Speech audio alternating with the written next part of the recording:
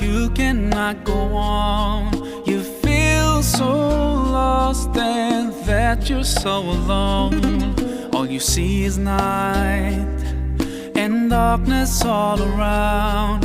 You feel. Assalamualaikum warahmatullahi wabarakatuh. Kepada yang terhormat Bapak, Ibu dosen dan guru penguji ujian kinerja PPG dalam jabatan 2022. Perkenalkan, nama saya Ahmad Junadi Kamal SPDI. Saya adalah seorang guru di SMK Negeri 2 Mataram sekaligus sebagai mahasiswa PPG dalam jabatan tahun 2022. Angkatan 3 di LPTK UIN Mataram, Provinsi Nusa Tenggara Barat. Saya akan melaksanakan ujian kinerja secara luring di SMK Negeri 2 Mataram, Kecamatan Selaparang, Kota Mataram, Provinsi Nusa Tenggara Barat. Praktik pembelajaran kali ini saya laksanakan pada kelas 1 dengan materi sumber-sumber hukum Islam. Selamat menyaksikan. Wassalamualaikum warahmatullahi wabarakatuh. Feel so helpless, you can't see which way to go. Don't despair and never lose hope, 'cause Allah is always by your side. Insyaallah, insyaallah, insyaallah, you'll find your way. Insyaallah, insyaallah, insyaallah, you'll find your way. Assalamualaikum warahmatullahi wabarakatuh. Ya, gimana kabar semuanya? Untuk lebih barokahnya silakan. Mana ketua kelas? Silakan dipindah ada. Kita memulai pelajaran kita pada pagi hari ini. Kalian bisa menyelesaikan doa menjadi kita masing-masing. Doa mulai. Doa selesai. Ya, kita lanjut. Abdul Razak,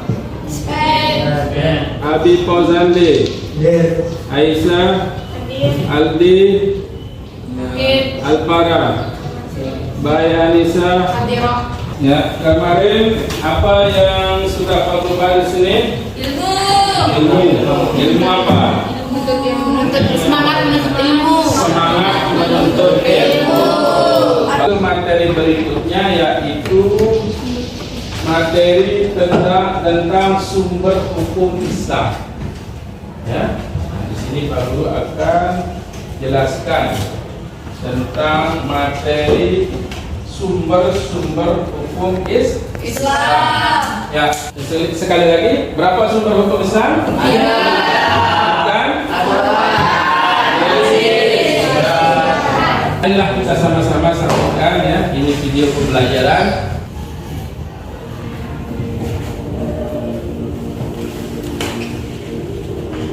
Hukum Islam adalah syariat yang diadakan oleh Allah Subhanahu wa Ta'ala untuk umatnya yang dibawa oleh Nabi Muhammad SAW, baik hukum yang berhubungan dengan akidah maupun hukum-hukum yang berhubungan dengan amaliyah. Hukum Islam harus diterapkan dalam kehidupan sehari-hari, karena jika tidak, maka akan banyak ditemukan perbedaan-perbedaan dalam beragama.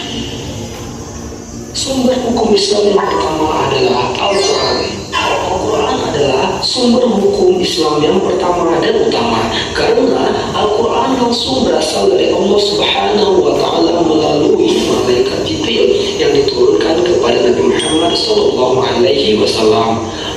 Al-Quran berisi perintah, larangan, anjuran, kisah Islam, ketentuan, hikmah, dan lain-lain yang menjadi pedoman bagi hidup manusia untuk menjadi manusia yang bertakwa kepada Allah dan menjadi manusia yang berakhlak mulia. Al-Quran sebagai sumber yang baik dan sempurna memiliki sifat dinamis, benar, dan mutlak. Dinamis maksudnya adalah bahwa Al-Quran dapat berlaku di mana saja, kapan saja, dan kepada siapa saja. Al-Quran diturunkan tidak hanya untuk umat tertentu atau untuk zaman tertentu saja. Al-Quran bersifat benar, artinya Al-Quran mengandung kebenaran yang dibuktikan dengan fakta dan kejadian yang sebenarnya. Sementara Al-Quran bersifat mutlak, artinya Al-Quran tidak diragukan lagi kebenarannya, serta tidak akan terbantahkan. Isi kandungan Al-Quran meliputi 5 hal, yaitu tauhid atau mengesahkan Allah, ibadah yaitu menjelaskan tentang cara beribadah kepada Allah, janji serta ancaman, jalan mencapai kebahagiaan dunia dan akhirat, serta kisah dan cerita. Dalam hal ini adalah kisah-kisah tentang orang-orang soleh dan orang-orang ingkar atau membangkang. Sumber hukum Islam yang kedua adalah al-hadis. Menurut bahasa, al-hadis mempunyai beberapa arti, yaitu jadid yang artinya baru, qarib berarti dekat, khabar berarti berita. Sedangkan menurut istilah, al-hadis adalah segala berita yang bersumber dari Nabi Muhammad SAW, baik berupa ucapan, perbuatan maupun pengakuan dari Nabi Muhammad SAW. Fungsi dari al-hadis adalah sebagai pengukur atau penguat dari hukum-hukum yang telah ditetapkan dalam Al-Quran, sebagai penjelas dari hal-hal yang sudah disebutkan di dalam Al-Quran, dan sebagai penjelas dari hal-hal yang tidak atau belum dibicarakan di dalam Al-Quran. Ditinjau dari segi banyak atau sedikitnya jumlah orang yang meriwayatkan hadis atau disebut dengan perawi hadis, hadis terbagi menjadi 2, yaitu hadis mutawatir dan hadis ahad. Hadis mutawatir merupakan hadis yang diriwayatkan oleh segolongan orang yang menurut kebiasaan tidak mungkin berbuat dusta, sehingga ada yang berpendapat bahwa tingkat kebenaran hadis mutawatir sebanding dengan Al-Quran. Sedangkan hadis ahad adalah hadis yang diriwayatkan oleh beberapa orang saja, akan tetapi tidak mencapai derajat mutawatir. Dari segi mutu periwayatan, hadis dibagi menjadi 3, yaitu hadis sahih, hadis hasan, dan hadis dhaif. Karena jika Rasulullah SAW masih hidup, ijma tidak diperlukan karena Rasul menjelaskan. Sumber hukum Islam yang terakhir adalah qiyas. Qiyas adalah penerapan aturan yang sudah ditetapkan oleh Al-Quran dan As-Sunnah atau ijma terhadap kasus baru. Qiyas hanya bisa digunakan untuk menemukan hukum suatu masalah apabila jawabannya tidak ada dalam Al-Quran, As-Sunnah atau ijma. Contohnya adalah hukum narkoba yang disamakan dengan hukum khamar atau minuman keras yang sama-sama merusak pikiran dan akal manusia.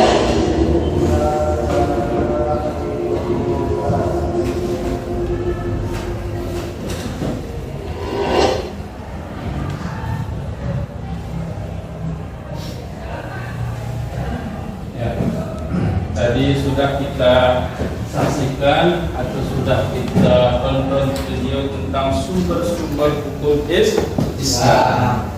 Nah, tadi dalam video itu disebutkan sumber. Ya, perhatikan semuanya. Dari tayangan video tadi, ya, kita bisa memahami bahwasanya sumber hukum Islam itu di sana disebutkan 4, ya. Ini menurut kesepakatan ulama Syafi'iyah. Imam Syafi'i itu memasukkan, ya, ijma sama qiyas ini yang lebih sering. Artinya sumber hukum Islam itu pertama adalah Al-Quran, hadis, ijma, qiyas. Nah, ijma qiyas ini hakikatnya, ya, sama dengan ijtihad. Makanya kita secara lebih gampangnya mengatakan sumber hukum Islam itu ada 3. Yang pertama adalah Al-Quran, yang kedua hadis, yang ketiga adalah ijtihad, ya. Nah, seperti itulah supaya kalian lebih paham. Ya, sekarang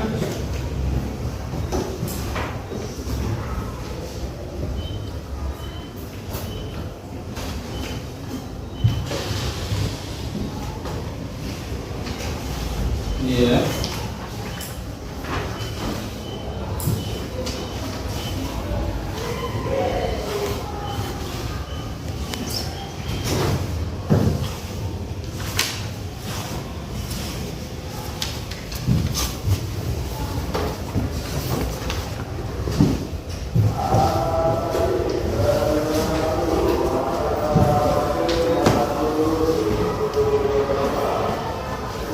Ya, sebelum Pak Guru ambilkan membagikan LKPD, akan Pak Guru jelaskan sekali lagi tentang apa yang dimaksud dengan sumber-sumber hukum Islam. Ya, silakan lihat di sini ya. Nah, Pak Guru akan jelaskan satu persatu dulu sumber hukum Islam. Ya. Sumber hukum Islam. Yang pertama adalah Al-Quran. Yang kedua adalah hadis. Yang ketiga adalah ijtihad. Ya. Ini ijtihad ini bagiannya banyak ya. Ada namanya ijma, ada namanya qiyas, ada namanya maslahah marsalah dan urut dan lain sebagainya, banyak ya. Nah, itu semua masuk ke kategori ijtihad. Nah, sekarang kita bahas satu-satu. Apa yang dimaksud dengan Al-Quran? Apa? Sumber hukum yang berasal dari Allah. Pengertiannya Pak Guru mau. Jangan ya seperti pertanyaan di sana itu Pak Guru tanya, apa itu Al-Quran? Al-Quran adalah kitab sucinya umat Islam. Sekali lagi Pak Guru tanya sebelah, apa kitab sucinya umat Islam? Dijawab Al-Quran. Lagi ke sebelah sana, apa itu Al-Quran? Kitab sucinya umat Islam. Itu terus. Ya. Nah, jadi maksudnya apa itu definisi daripada Al-Quran? Seperti apa itu ayat Narmada? Ayat buat Ya, ayat Narmada itu memang ini ayat tulisan Narmada. Ya, jelaskan. Apa itu ayat Narmada? Ayat Narmada itu ya, air yang dikemas kemudian dijadikan seperti ini, kemudian ya, itu ya penjelasannya. Bismillahirrahmanirrahim. Assalamualaikum warahmatullahi wabarakatuh. Saudaraku dimanapun berada, khususnya para peserta didik jenjang SMA SMK. Pada hari ini kita akan membahas tentang sumber-sumber hukum dalam Islam. Jadi bahasan ini berbicara tentang dari mana asal usul atau dasar dari apa yang kita kerjakan sehari-hari. Mungkin sering kita mendengar bahwa orang sering bertanya ketika kita melakukan ibadah tertentu atau ritual tertentu, dia bertanya tentang dalil. Dalilnya mana kan?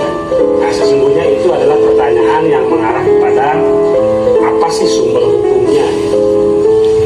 Jadi kalau kita bicara tentang sumber hukum Islam, tentang dalil, jadi dalil itu adalah alasan atau dasarnya ya. Nah, dalil ini terbagi menjadi dua ya. Ada yang disebut dengan dalil nakli. Yang kedua ada yang disebut dengan dalil akli. Dalil nakli adalah dalil yang bersumber dari wahyu, yaitu dari Allah dan dari Rasulullah SAW. Makanya dalil nakli ini itu ada dua, yaitu Al-Quran dan Al-Hadis.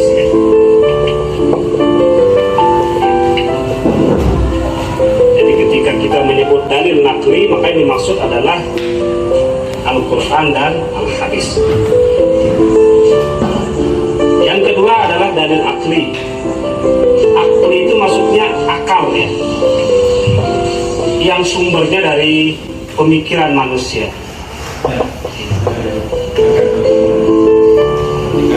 Jadi inilah nanti dalil akli ini melahirkan sumber hukum yang namanya ijtihad. Nah, kembali kepada topik kita, ketika ditanya sumber-sumber hukum dalam Islam, maka ada 3 sumber hukum dalam Islam itu, yaitu Al-Quran, Al-Hadis, dan ijtihad. Al-Quran dan hadis ini termasuk dalam kategori dalil naqli. Yang ijtihad itu adalah dalil akli. Ya. Jadi ketika dikatakan dalil itu maksudnya adalah sumbernya mana ya. Nah, misalnya tentang orang itu berpuasa. Ketika ditanya mana dalilnya, sumbernya mana maksudnya nama ya. Maka kita bisa menjawab apakah ada di Al-Quran, apakah ada di hadis, atau ada di ijtihad ya. Inilah yang akan kita bahas ya. Kalau ada suatu masalah, suatu perkara yang tidak ada dalilnya dalam Al-Quran, maka nanti akan dicari di hadis. Kalau nggak ada di hadis, maka dia akan dicari di ijtihad ini. Nah, dari sini kemudian nanti melahirkan pembagian hukum dalam Islam. Jadi kita tahu hukumnya itu ada 5 ya. Yang pertama adalah fardu ya. Fardu atau yang disebut dengan wajib ya. Yang kedua itu lawannya adalah tahrim, haram. Yang ketiga adalah mandub atau sunnah ya. Yang keempat adalah karohah atau makruh. Yang kelima adalah ibahah atau mubah. Jadi yang pertama itu fardu, wajib. Yang kedua adalah tahrim, haram. Yang ketiga adalah mandub, sunnah. Yang keempat adalah karohah atau makruh. Yang kelima adalah ibahah. Nah, tentunya semua sudah paham. Kalau fardu itu dikerjakan mendapat pahala, ditinggalkan mendapat dosa. Tahrim atau haram, nah, dikerjakan mendapat dosa, ditinggalkan mendapat pahala. Mandub atau sunnah dianjurkan untuk dikerjakan, namun jika tidak dikerjakan dan dapat apa-apa. Yang keempat makruh, itu lebih baik ditinggalkan, tapi kalau dikerjakan juga tidak dapat apa-apa. Yang terakhir adalah karohah, ibahah. Jadi ibahah itu boleh-boleh saja, mau dikerjakan atau tidak itu tidak ada implikasi apapun. Nah, ini 5 pembagian hukum dalam Islam. Ya, sekarang selanjutnya kita akan bahas satu persatu sumber hukum Islam ini, mulai dari Al-Quran, Al-Hadis dan ijtihad ya. Pengertiannya, kemudian bagaimana kedudukannya dalam Islam dan apa fungsinya sebagai sumber hukum Islam. Kita simak di pembahasan selanjutnya. Ya, yang pertama adalah Al-Quran sebagai sumber hukum Islam yang pertama. Jadi Al-Quran itu berasal dari bahasa Arab yang berasal dari kata qara'a ya. Qara'a yaqra'u, kemudian Qur'anan atau qira'atan. Jadi nama Al-Quran itu berasal dari lafaz qara'a yaqra'u Qur'anan atau qira'atan, yang artinya adalah bacaan atau membaca. Kemudian secara istilah Al-Quran itu adalah wahyu Allah, kalam Allah, firman Allah yang diturunkan secara berangsur-angsur kepada Nabi Muhammad SAW melalui perantaraan malaikat Jibril alaihissalam, yang jika dibaca Al-Quran itu dia akan memberikan pahala kepada pembaca. Dan bahasa Arabnya itu Al-Quran wa kalamullah al-munazzal ala Nabi Muhammad SAW biwasilati Jibril alaihissalam al-mu'abbad bitilawati, bahasa Arabnya. Nah, kemudian kedudukan Al-Quran ya, Al-Quran itu dalam sumber hukum Islam menjadi sumber hukum utama ya. Jadi dia yang pertama dijadikan sebagai pedoman hidup ya, sebagai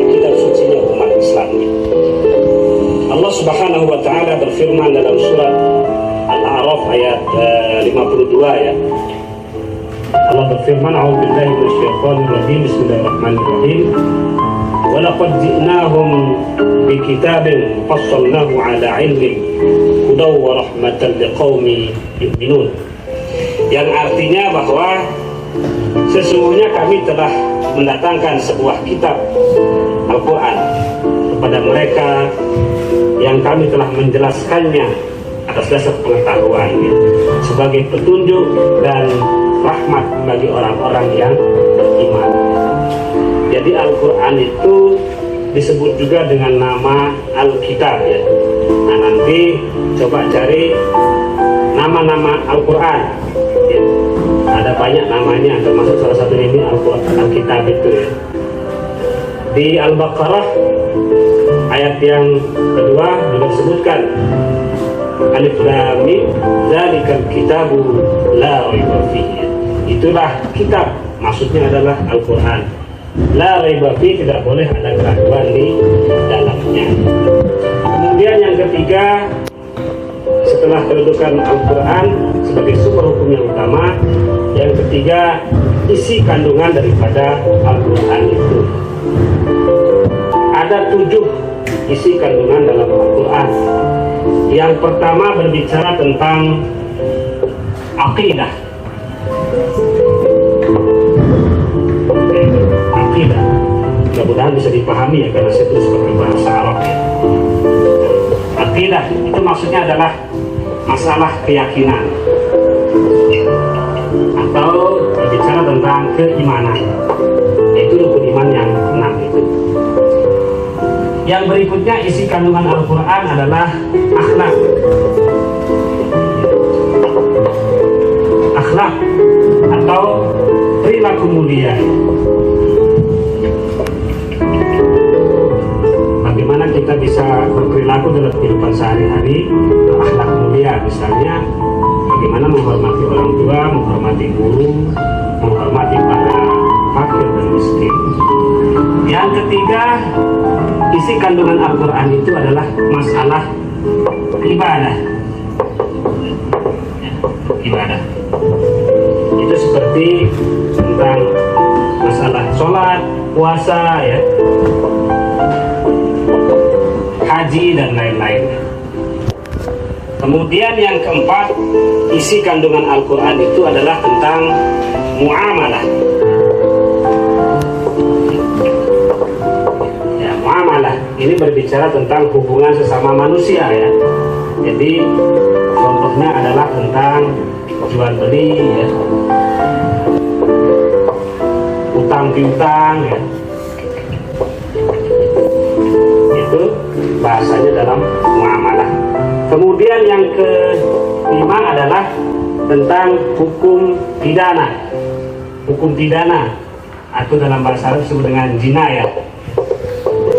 Ini misalnya tentang hukum orang mencuri, hukum orang membunuh, berzina dan sebagainya. Itu masuk dalam kategori bahasan jinayah atau kandungan Al-Quran tentang jinayah. Kemudian yang keenam adalah hukum keluarga ya, ahwal syakhsiyah namanya. Ahwal syakhsiyah. Ini bicara tentang hukum keluarga ya, hukum keluarga. Nah, di situ misalnya bicara tentang pernikahan, warisan dan sebagainya. Yang terakhir adalah yang ketujuh, itu bicara tentang tarikh ya. Tarikh ini adalah maksudnya sejarah ya, sejarah. Jadi bagaimana kita bisa mengambil ibrah, pelajaran dari apa yang sudah terjadi pada masa lampau. Nah, ini 7 kandungan yang ada dalam Al-Quran ya. Akidah, akhlak, ibadah, muamalah, tentang jinayah, ahwal syakhsiyah dan tarikh ya.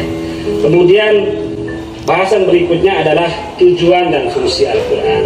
Dan kita tahu Al-Quran itu sebagai sumber hukum yang pertama ya. Yang kedua, dia merupakan kitab suci. Yang ketiga adalah sebagai pedoman kita dalam dalam kehidupan ini, kemudian dia sebagai sumber ilmu pengetahuan dalam Islam ya. Nah, itu fungsi dan kedudukan daripada Al-Quran. Nah, sampai di sini bahasan tentang Al-Quran. Selanjutnya adalah bahasan tentang hadis ya, sumber hukum yang kedua ya.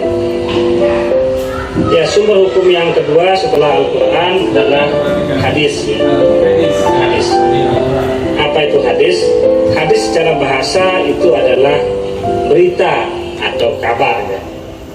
Kemudian secara istilah hadis itu adalah segala sesuatu yang disandarkan kepada Nabi Muhammad SAW, baik berupa ucapan, perbuatan, ataupun ketetapan atau takdir. Dalam bahasa Arab, hadis itu huwa ma udifa ila Nabi sallallahu alaihi wasallam min qaulin aw fi'lin aw taqririn. Jadi ada 3 sumbernya disebut sebagai hadis itu. Satu, ucapan Nabi, yang kedua perbuatan Nabi, dan yang ketiga adalah ketetapannya atau takrir. Takrir ini yang dimaksud adalah misalnya ada perilaku sahabat yang Rasulullah itu tidak menanggapinya, dia diam saja, tidak melarang juga tidak menyuruh, itu namanya takrir ya. Ditetapkan sama Nabi sebagai hal yang dibolehkan ya, karena tidak dilarang ataupun tidak disuruh oleh Nabi, itu namanya takrir. Ya, tadi kan, jadi sudah dibahas tentang Al-Quran, hadis ya. Al-Quran ya, sebagaimana penjelasan tadi, sebagaimana kita ketahui, Al-Quran kalau menurut bahasa berarti bacaan. Kalau menurut istilah apa? Ada yang hafal? Ya, definisi Al-Quran menurut istilah itu adalah, kalau menurut ya ulama-ulama terdahulu, misalnya Muhammad Abduh mendefinisikan Al-Quran itu. Nah, beliau mengatakan Al-Qur'anu bi ayyi ismin samaituhu huwal kalamul mu'jizul munazzalu 'ala Nabi sallallahu alaihi wasallam al-maktubu fil masahif bil manqul 'alaihi bit tawaturil muta'abbad bi tilawatih. Coba. Ulang. Ada yang bisa mengulangi? Ya, artinya Al-Qur'an itu adalah, dinamakan dia dengan Al-Qur'an itu yaitu firman Allah, kalam Allah ya. Kalamullah. Wal kalamul al-mu'jizu, yang menjadi mukjizat, al-munazzalu, yang diturunkan, ala sayyidina Muhammad, kepada Nabi Muhammad. Dengan siapa? Perantara siapa? Malaikat Jibril. Nah, terus al-mutawa'at, apa namanya? Al-munazzalu ala Nabi sallallahu alaihi wasallam al-maktubu, yaitu yang ditulis fil masahif bil manqul, di dalam satu buku ya. Nah, al-mutawatir artinya diturunkan, bukan sekaligus begini ya, tapi secara sedikit-sedikit sehingga membentuk satu buku. Itu namanya Al-Qur'an. Al-muta'abbad bitilawatih, dan berpahala atau dianggap ibadah bagi orang yang membaca. Nah, ingat, jadi Al-Quran itu definisinya secara singkat saja, Al-Quran itu adalah kalam Allah yang diturunkan kepada Nabi Muhammad melalui perantara malaikat Jibril, yang diturunkan secara berangsur-angsur, kemudian membentuk menjadi satu buku atau kitab. Apabila kita baca itu, maka itu dihitung ibadah atau pahala. Coba ulang. Ya. Adalah kalam Allah yang diturunkan kepada melalui malaikat Jibril, dan apabila dibaca menjadi ibadah dan mendapatkan pahala bagi orang yang membaca. Nah, dah paham berarti ya apa itu Al-Quran secara bahasa maupun secara istilah.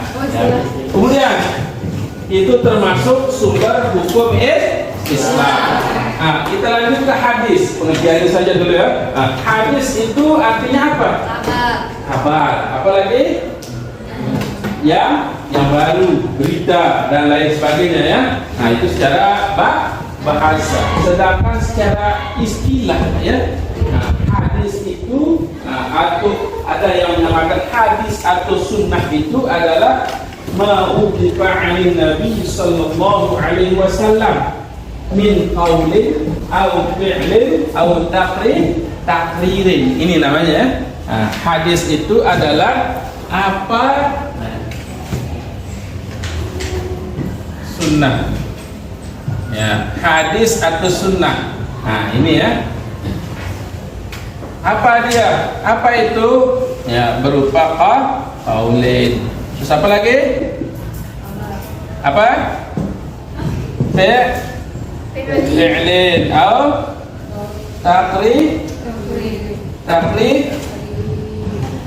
takriyatin ya. Nah, jadi ada namanya qauliyatin, fi'liyatin ya. Ya, supaya semuanya perempuan ini ya, artinya banyak kalau kita pakai jamak wanitanya. Qauliyatin. Nah, fi'liyatin, takririyatin. Artinya apa? Yang namanya hadis atau sunnah itu sekali lagi udhifa 'anil Nabi ya sallallahu alaihi wasallam ya min qaulin au fi'lin au takririn ya.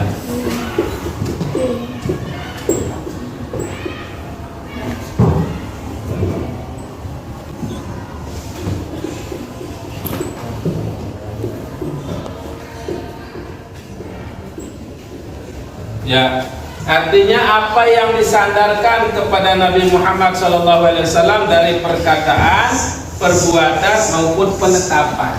Makanya hadis itu atau sunnah itu ada 3 jadinya bagian.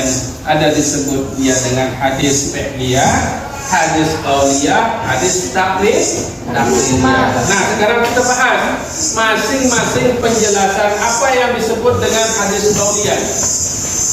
Apa yang dimaksud dengan qauliyah? Ini ada qauliyahnya apa? Berbicara. Ucapan. Artinya apa saja yang diucapkan oleh baginda Nabi Muhammad itu disebut dia dengan hadis qauliyah. Makanya kalau beliau mengucapkan itu disebut dia dengan qauliyah. Apa saja sudah ucapan beliau yang berkaitan dengan hukum-hukum ataupun ketentuan-ketentuan di dalam kita hidup di atas muka bumi ini, semuanya itu dihitung hadis oleh ulama, oleh umat Islam ya. Karena termasuk perkataan beliau. Yang kedua, apa saja yang diperbuat oleh beliau itu juga termasuk hadis. Apa dia?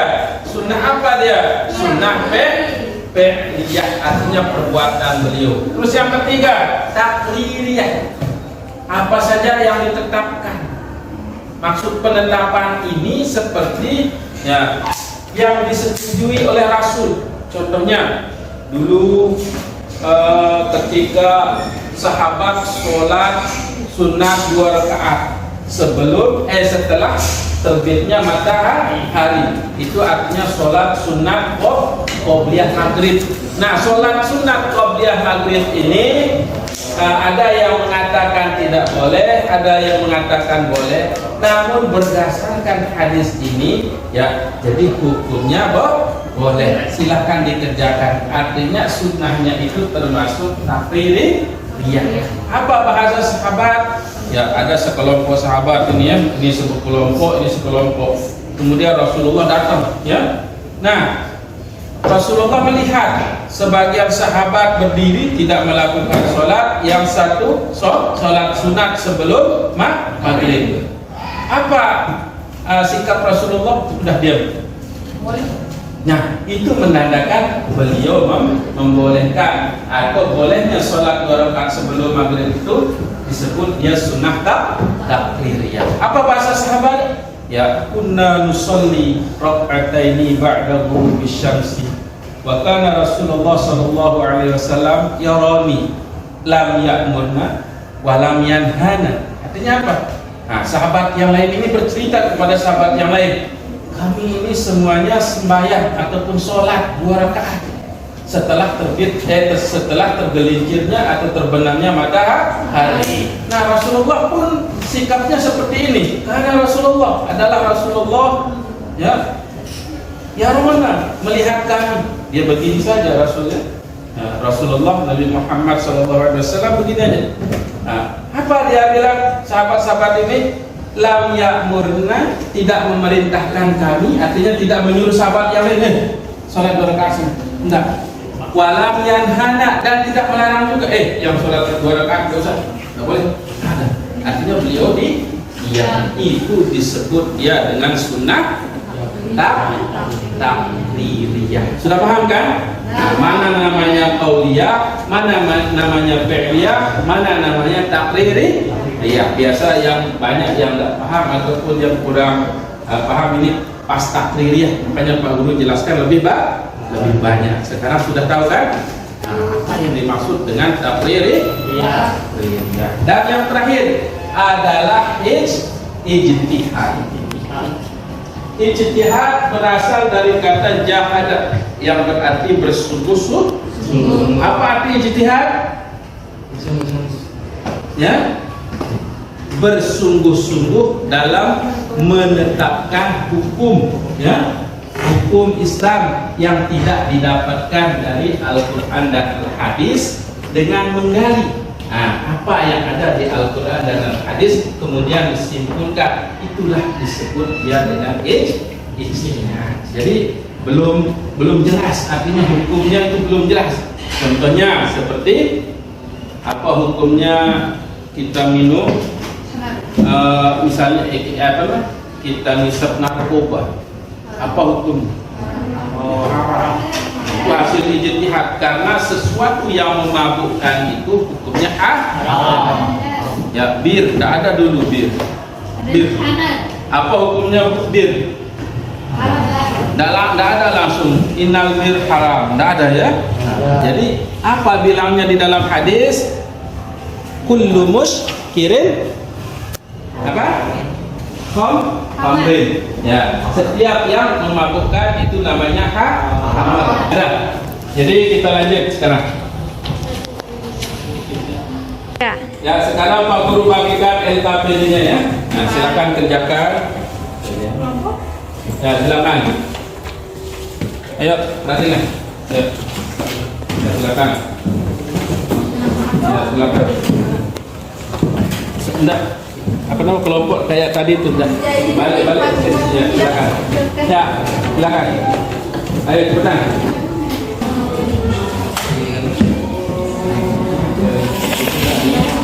Dia tidak salah kan ya? Ya, silakan. Ya, kerjakan dengan bagus. Silakan. Ya, kelompoknya. Silakan jawab. Ya, silakan dikumpulkan LKPD-nya lagi. Silakan. Ya. Ya, lagi 5 menit dah Pak Guru kasih, kalau belum yang itu cepetan. Lagi 5 menit cepetan. Ya.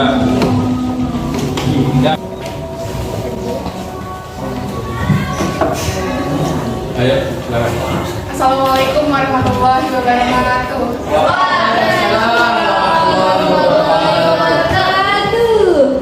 Kami perwakilan kelompok 1 akan membacakan jawaban kami. Nomor 1, Al-Quran berisi hukum-hukum i'tikadiyah. Arti pernyataan tersebut adalah C. Al-Quran berisi kabar gembira dan peringatan. Nomor 2, semua persoalan umat Islam yang jawaban hukumnya tidak ada di dalam Al-Quran dan As-Sunnah, umat Islam memperoleh jawabannya berdasarkan A. Hasil ijtihad ulama. Betul. Nomor 3, hal yang tidak termasuk manfaat bagi umat Islam yang mengamalkan isi As-Sunnah dalam kehidupan sehari-hari adalah D. Menjadi orang yang sukses dan kaya di dunia. Betul. Nomor 4, salah satu kedudukan As-Sunnah terhadap Al-Quran adalah sebagai penguat hukum yang terdapat dalam Al-Quran. Dan di bawah ini yang merupakan contoh As-Sunnah menguatkan Al-Quran terjadi dalam persoalan sholat. Betul. Semua persoalan umat Islam yang jawaban hukumnya tidak ada di Al-Quran dan As-Sunnah, umat Islam memperoleh jawabannya berdasarkan hasil istihad ulama. Benar. Substansi dakwah yang dilakukan oleh Rasulullah SAW di Madinah lebih menitik beratkan pada masalah keimanan. Benar. 7. Sumber hukum kedua dalam menetapkan hukum setelah Al-Quran adalah ijtihad. Benar. Nomor 8, kesepakatan para mujtahid setelah wafatnya Nabi Muhammad SAW dalam menetapkan hukum syar'i disebut B. Ijma'. Benar. Nomor 9, hadis yang berdasarkan atas segenap perkataan Nabi Muhammad dinamakan dengan hadis C. Qauliyah. Benar. Nomor 10, hadis yang berdasarkan atas segenap perbuatan Nabi Muhammad SAW dinamakan dengan hadis D. Fi'liyah. Yang sudah presentasikan LKPD ya. Nah, ini dengan berakhirnya presentasi dari kelompok 4 tadi, ya, kita dapat menyimpulkan bahwasanya, ya, di mana sekali lagi sumber-sumber hukum Islam itu berapa? Ada 3.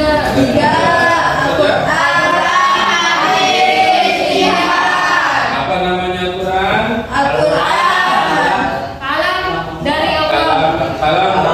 Kalam Allah. Terus yang menunjukkan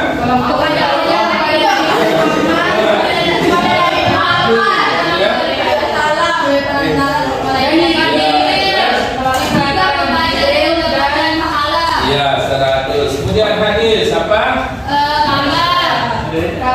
Kabar. Itu secara bahasa secara Islam apa? Sunnah atau hadis? Segala sesuatu yang disandarkan kepada baginda Nabi Muhammad SAW, perkataan beliau, perbuatan ketetapan beliau, yaitu namanya hadis atau sunnah. Kemudian ijtihad. Apa namanya ijtihad? Ya, ijtihad itu artinya menggali hukum, ya, yang tidak ada atau yang belum ditemukan, ya, dengan mengerahkan segala kemampuan berpikir, ya, berdasarkan Al-Quran dan Al-Hadis. Contohnya ijtihad itu ada namanya ijma', ada namanya qiyas, ada namanya uruf, ada namanya maslahah musalah. Yang paling banyak dipakai itu adalah ijma' sama qiyas. Makanya hampir kita mengatakan hukum Islam itu ada 4, ada Al-Quran, ada hadis, ada ijma', ada qiyas. Bisa dipahami? Bisa.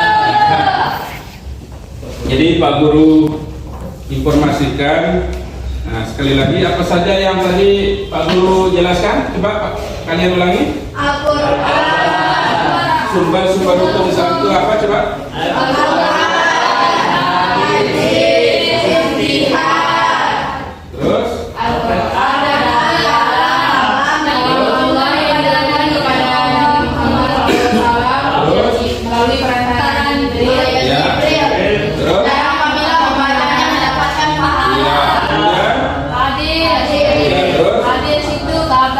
Ya, terus? Berita dari baginda Nabi Muhammad.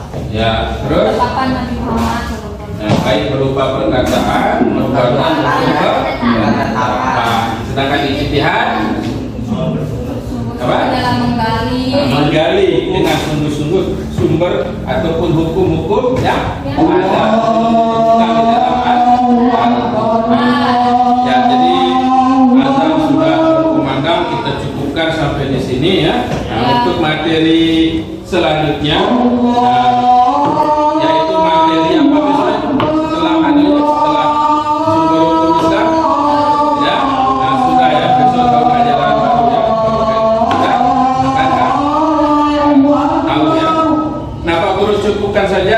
di sini ya untuk lebih barokahnya acara ulang.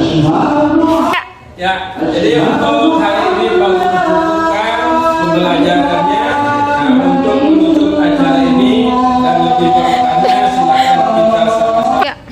Ya, perhatikan semuanya. Nah, jadi untuk pembelajaran kita pada hari ini Pak Guru cukupkan. Untuk lebih barokahnya, marilah kita sama-sama tutup ya dengan membaca doa. Adapun doa yang akan kita baca, marilah kita sama-sama membaca Ummul Kitab ya, yaitu Al-Fatihah dan Kafaratul Majlis. Ya, kita sama-sama. Bismillahirrahmanirrahim.